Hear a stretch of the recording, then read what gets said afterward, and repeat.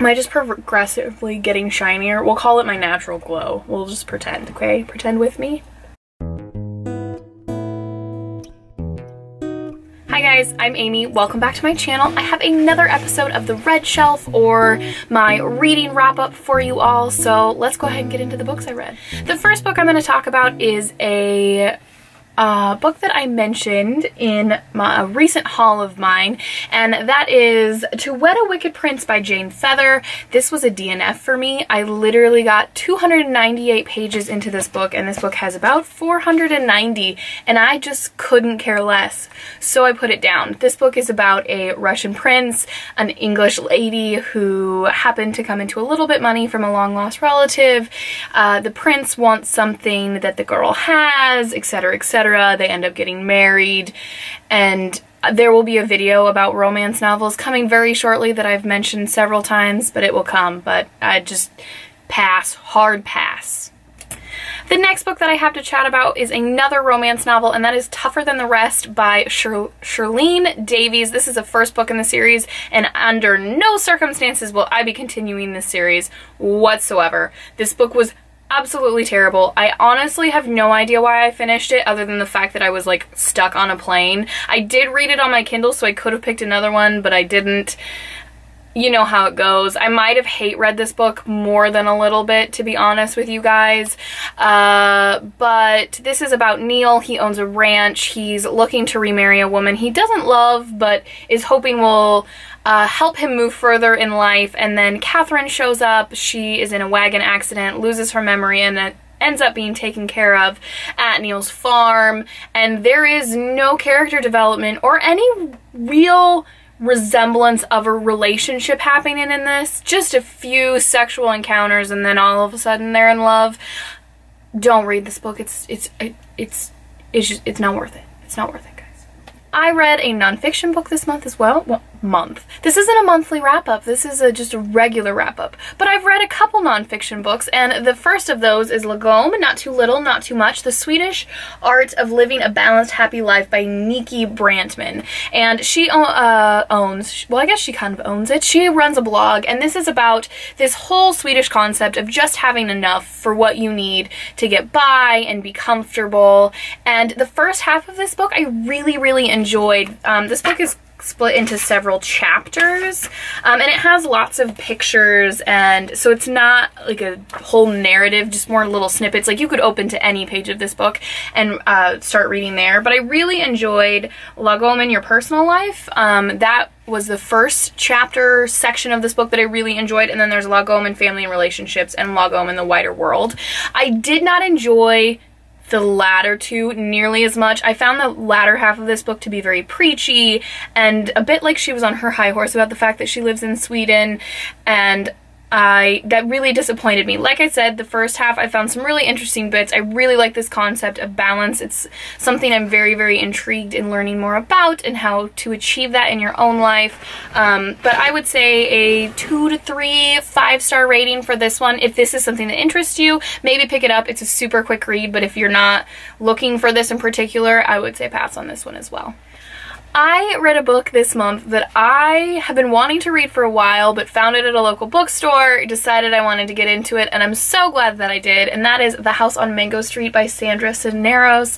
This is a wonderful, very short little story about a girl named Esperanza who's growing up in Chicago in a very inner city type setting in the 70s, and I absolutely adored Cisneros' writing style. It's very simple, it's very pared down, it's very repetitive, but it's something that I just found so easy to read. And she writes this book in these little teeny tiny chapters, and in doing so, she creates these wonderful mini stories that are so incredibly beautiful, and I absolutely adored them. This book is, I was gonna say 4 out of 5 stars, but now that I'm talking about it, I think it's a 5-star read for me. I also really, really, really loved the introduction that she wrote for this specific edition. And that book, or this book, is worth reading just that in and of itself, let alone getting to the story, which is largely inspired by her life. It's not autobiographical by any means, but you can tell she's pulling from experiences that she had, and it's really good. I will probably be doing a book review about this because I have so much more to say, but no time right now to say it. I read a coffee table book. Is that what you would call this book? An inspirational book? I'm not sure what category this fits into, but I also glanced through / read Whatever You Are, Be a Good One, 100 Inspirational Quotations hand-lettered by Lisa Congdon, and it's just a book that, it's exactly that, these illustrated illustrations. that's not very intelligent. These illustrated quotes, and I found some really great quotes in here. Let's see if I can find a good one. Obviously, I was not prepared for this. Oh, here's a good one that I absolutely love. I actually wrote this one down. Have nothing in your home that you do not know to be useful or believe to be beautiful. William Morris. So it's just full of a lot of really fun, great quotes, and if you like books like this, I think it's definitely worth checking out. The next book that I have to chat about is a middle grade book, and that is The Incredible Magic of Being by Catherine Erskine. And this is a book about a little boy named Julian. It's from his point of view. He's 9 years old. He has just moved from Washington, D.C. to rural Maine with his 2 moms and his 14-year-old sister Pookie to start a bed and breakfast when they hit a bit of a snag about the ability to open said bed and breakfast. And Julian is very into the cosmos and the universe. He has a telescope. He loves looking at the stars. He's a very bright little boy, but a very odd little boy. And his sister Pookie no longer wants anything to do with him, and they used to be best friends, and that crushes him, and there's some family strife going on. And this book is just about how the whole world is connected and how the universe is a beautiful place and that we're surrounded by magic. I think I will be doing a book review about this, so hopefully you will be seeing that soon because I have way more to chat about this book, but I would say this is a 4 out of 5 star read for me. I did have a few issues with it, but again, keep a lookout for that book review. The last book I have to share with you has been my favorite book of this bunch of reads, and it is a nonfiction book, and that is Big Magic by Elizabeth Gilbert, Creative Living Beyond Fear. I absolutely adored this book, so much so that I originally read it on my Kindle because I think I got a discounted $3 deal to purchase this from BookBub, and then loved it so much that I bought the physical copy because I will be reading this book again and probably very shortly. So this book is just about creativity and embracing the curiosities and ideas and little insights that pop into our heads and following that and being okay with that and acknowledging that we all have creativity regardless of who we are, and it's just about creating. It's not about the end product or whether or not you can make a job out of it. And this book was like having a really great chat with a friend. I cannot explain to you how much I love this book, and it spoke to my soul, and I just it was so warm and funny, and Elizabeth Gilbert is a really good writer. This has been my first experience with her works. I have not read Eat, Pray, Love. I'm hoping to start her novel, The Signature of All Things, very soon. I've recently hauled that as well, but I really enjoyed this. If you were looking for a book that is just about embracing the things that make you tick, regardless of why they make you tick or how obscure they are, and just the beauty that is creating, you gotta pick up this book. It's a quick read.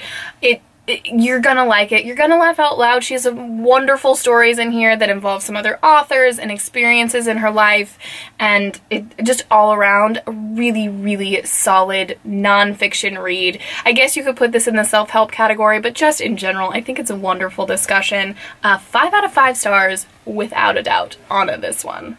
There you have it, guys. There's the next bunch of books that I have managed to read. My reading pace has picked up immensely in the last couple weeks because we have sold our house and are just in the process of doing the final little bits and things, and so I've had way more time to read. My life is starting to create somewhat of a routine, and it's just nice to have the time to read. Like I said, did I say? I can't even remember if I said it or not. I read The Incredible Magic of Being in one day yesterday. Yes, it's a middle grade book. Yes, it was like 250 pages, but regardless, I had the time to do so, and that made my heart so very happy. But let me know if you guys have read any of these books, if you enjoyed them, if you didn't enjoy them, if you plan on reading any of them, or as always, you can always just say hi down below. It makes my heart very happy. But I hope you all are having a wonderful day wherever you may be, and I will see you in my next video. Happy reading!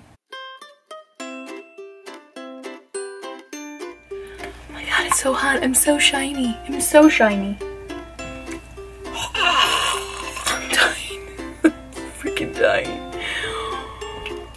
Whew. That was terrible. That was a horrible description. Let's try that again. But, what? Creative living beyond. Beyond. There's sleepy puppies back there, guys. Cow Cow. Mealy May. Probably never focused on them, but yeah, that's fine. It's fine.